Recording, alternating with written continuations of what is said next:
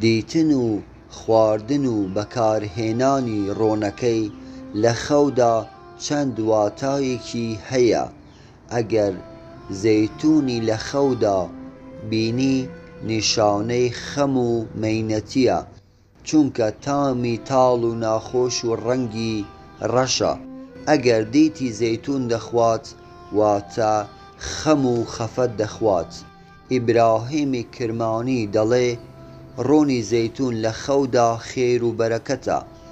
ئەگەر بینی ڕۆنی زەیتونی دەپاڵاوت و دەیخوارد، ئەوە بەو ئەندازەیە خێر و قازانجی دەست دەکەوێت.